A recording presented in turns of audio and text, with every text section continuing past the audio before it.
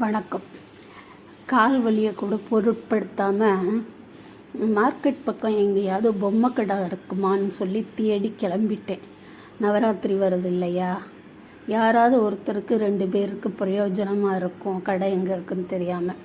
அதனால் நான் இப்போ கிளம்பிட்டேன். கிளம்புனா சுற்றி பார்த்தா எங்கேயுமே இல்லை.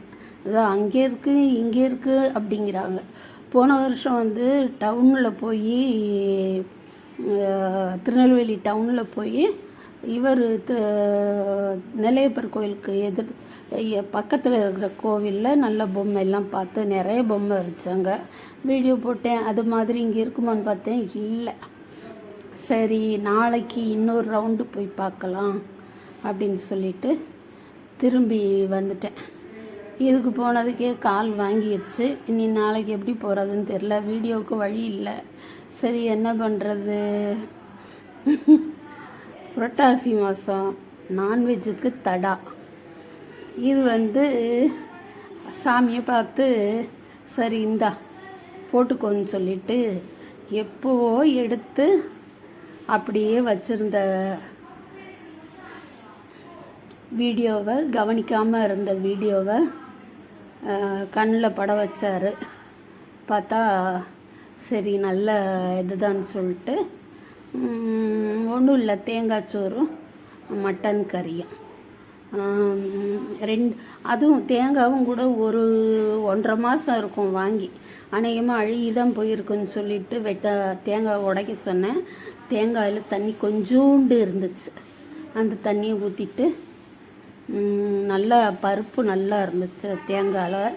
அதை அப்படியே அரைச்சி பால் எடுத்து ஒரு பாத்திரம் தான் கிடச்சிச்சு, எல்லாம் விளக்காமல் கிடந்துச்சு. அதனால ஒரு இட்லி சட்லியில் வச்சுட்டு சூப்பராக வந்துருச்சு, நல்லா வந்துருச்சு.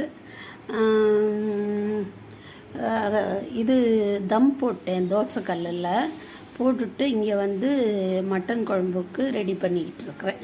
அதுதான் நம்ம எப்பவும் போடுற ஸ்பைசி, அப்புறம்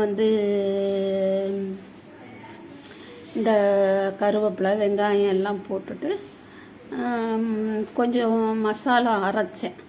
மல்லி, மிளகு, சீரகம், சோம்பு இதுகளெல்லாம் கணக்காக வச்சு மிக்சியில் அரைச்சி அதை வழித்து எடுத்து வச்சுருக்கேன். அதை வெங்காயம் வதங்கினதும் இந்த மசாலாவையும் போட்டு வதக்கிட்டு அதில் கொஞ்சம் தண்ணி ஊற்றி இப்போ தாளிக்கிறேன் பாருங்கள். அதில் கொஞ்சம் மசாலாவில் கொஞ்சம் தண்ணி ஊற்றி அந்த தண்ணி கொஞ்சம் மசாலா பச்சை வாடை போகிற அளவுக்கு கொஞ்சம் நேரம் கொதிக்க விட்டேன். அதுக்கப்புறமா தான் மட்டன் போட்டேன். ஏன்னா இன்னும் நமக்கு குழம்பு வத்தலை மசாலா வாடை போகலை அப்படின்னுக்கிட்டே இருந்தோம்னா கறி கொஞ்சம் ரப்பர் மாதிரி ஆயிரும். அதனால் அப்படி செஞ்சேன். முதல்ல கொஞ்சம் நேரம் தண்ணி ஊற்றி மசாலாவை கொதிக்க விட்டுட்டு அதுக்கப்புறமா மட்டன் போட்டேன்.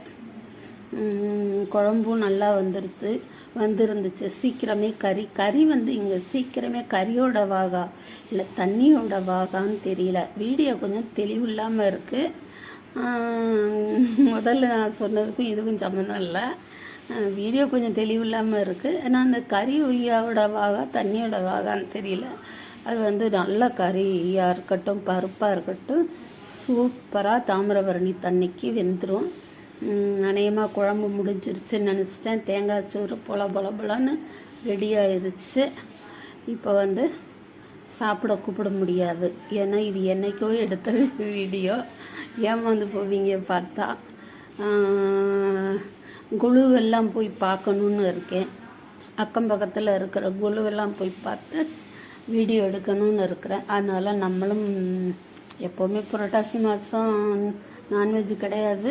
ஆனால் கோவிலுக்கு தான் என்னால் போக முடியாமல் இருக்குது. ரொம்ப கோவிலுக்கிட்ட போய் என்னை இறக்கி விட்டால் கூட பைக்கில் இருந்து அங்கே உள்ளே போய் சுற்றிட்டு வர நேரம் கூட எனக்கு தாங்க முடியல. கால் வலி சீக்கிரமே அதுக்கு ஏதாவது ட்ரீட்மெண்ட்டுக்கு வழி பண்ணணும். தாங்க முடியல. வந்ததும் கொஞ்சம் தூரம்தான் மார்க்கெட். அது வரைக்கும் போய் சுற்றிட்டு உட்காந்த உடனே கால் ரொம்ப வலி. அப்படியே மருந்து மதுரையில் தான் அங்கே மருந்து இந்த கால் வலி மருந்து மட்டும் ஃப்ரீயாக எழுதி கொடுப்பாங்க. அதை தடவிட்டு உட்காந்துருக்குறேன் இந்த வீடியோவுக்கு வாய்ஸ் கொடுத்துட்டு. இன்னும் குழம்பு ரெடி ஆகலை போல். நான் வந்து அதுக்குள்ளே குழம்பெல்லாம் ரெடி ஆயிடுச்சுன்னு சொல்லிட்டேன்.